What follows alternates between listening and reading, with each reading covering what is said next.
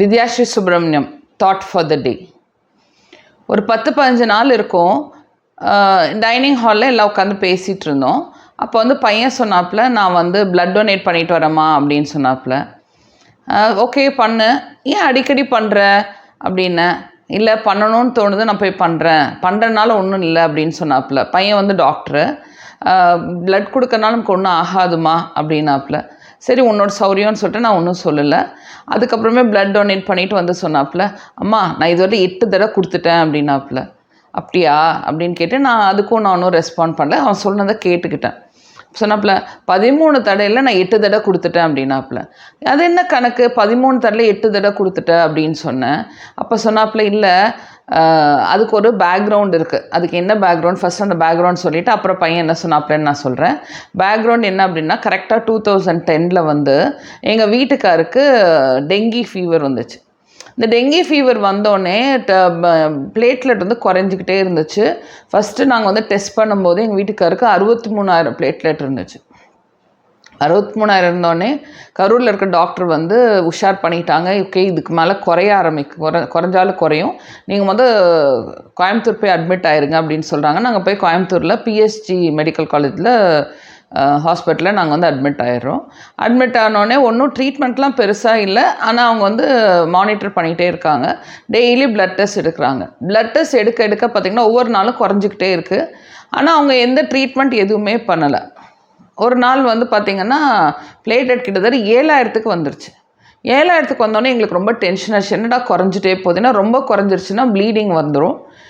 அப்போ நான் போய் கேட்டேன், 7,000 வந்துருச்சுங்க, நீங்கள் எதாவது பிளேட்லெட் கொடுங்க அப்படின்னு சொன்னதுக்கு, இல்லைங்க உங்களோட ரொம்ப அர்ஜென்ட்டாக உங்களோட ரொம்ப சீரியஸான கண்டிஷன்ஸில் நிறைய பேஷண்ட் இருக்காங்க, நாங்கள் அவங்கள தான் ஃபஸ்ட்டு கவனிக்க முடியும், அவங்களுக்கு அப்புறம் தான் உங்கள் வீட்டுக்கார் நாங்கள் கவனிப்போம் அப்படின்னாங்க. நான் சொன்னேன், ஓகே நாங்கள் வந்து 63,000 பிளேட்லெட் வந்தோம், இப்போ வந்து 7,000க்கு வந்துருச்சு. ஸோ இன்னும் குறையிறதுக்கான வாய்ப்பு ரொம்ப அதிகமாக தானே இருக்குது.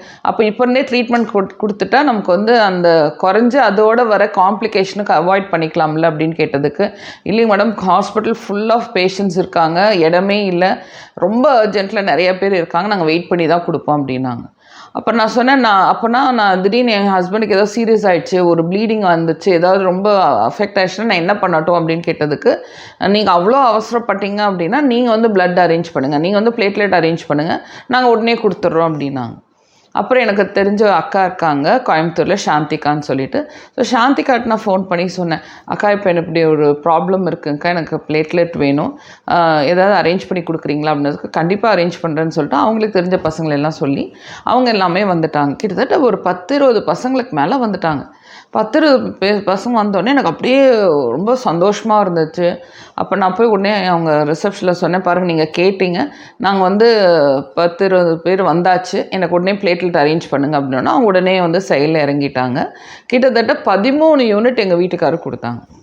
13 யூனிட் கொடுத்ததுக்கப்புறம் எங்கள் வீட்டுக்காரர் வந்து நார்மல்சி வந்துடுறாரு. அப்போ நாங்கள் ஊருக்கு வந்துடுறோம். ஸோ இந்த விஷயம் வந்து என்னோடய பையனுக்கு மனசில் பதிஞ்சிருச்சு. அப்போ வந்து என்னோடய பையனுக்கு கிட்டத்தட்ட ஒரு 11 வயசு இருக்கும். அதை கணக்கு வச்சு தான் இப்போ சொல்கிறாப்புல, அம்மா 13 யூனிட் அப்பா கொடுத்தாங்க, அதில் வந்து நான் 8 யூனிட் திருப்பி கொடுத்துட்டேன், இன்னும் நான் வந்து 5 யூனிட் கொடுக்கணும் அப்படின்னு சொன்னாப்புல. இதுதாங்க giving back to the society. எனக்கு எங்கள் வீட்டுக்காருக்கு ஒரு பிரச்சனை இருந்துச்சு, யாரோ முகம் தெரியாதவங்க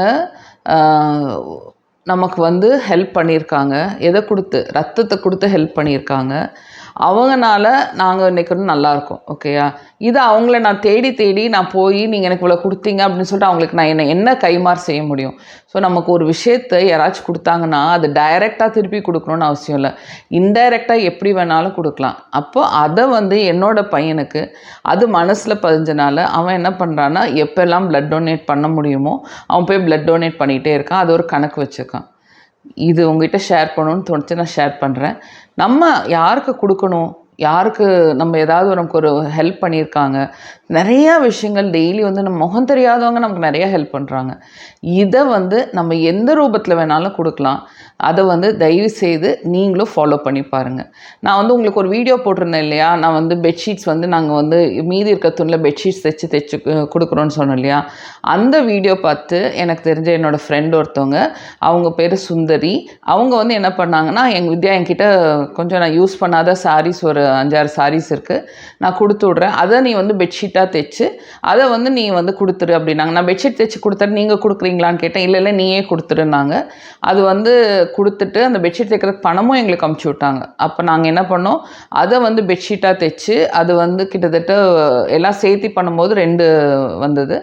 அதை வந்து நாங்கள் தைச்சு கொண்டு போய் கொடுத்துட்டோம். ஸோ எப்படி வேணாலும் நம்ம சொசைட்டிக்கு கொடுக்கலாம். இப்படி தான் கொடுக்கணும், இப்படி தான் கொடுக்கக்கூடாதுமாங்க. நிறைய பேர் என்ன பண்ணுவாங்கன்னா, ஒரு நல்ல நாள், ஒரு பர்த்டே, ஒரு ஆனிவர்சரி அப்போல்லாம் என்ன பண்ணுவாங்கன்னா, ஆர்ஃபனேஜ் கொண்டு போய் சாப்பாடு கொடுப்பாங்க. இந்த ஆர்ஃபனேஜ் கொண்டு போய் சாப்பாடு கொடுக்கறது அப்படிங்கிறது அது ஒரு டைப், அதில் தப்பு இல்லை. பட் நமக்கு சுற்றியே நமக்கு கண்ணுக்கு தெரிஞ்சே நிறைய பேர் வந்து சில சின்ன சின்ன விஷயங்கள் இல்லாமல் கஷ்டப்படுறாங்க. அதை வந்து நம்ம பார்த்து பண்ணோம். அதுவும் giving back to the society. So நீங்கள் கிவிங் பேக் டு சொசைட்டி எந்தெந்த ஃபார்மில் பண்ண போகிறீங்க அப்படின்னு சொல்லிட்டு, அல்ல பண்ணிகிட்ருக்கீங்கன்னு சொல்லிட்டு என்னோடய கமெண்ட் பாக்ஸில் கமெண்ட் பண்ணுங்கள். ஓகேயா? தேங்க்யூ.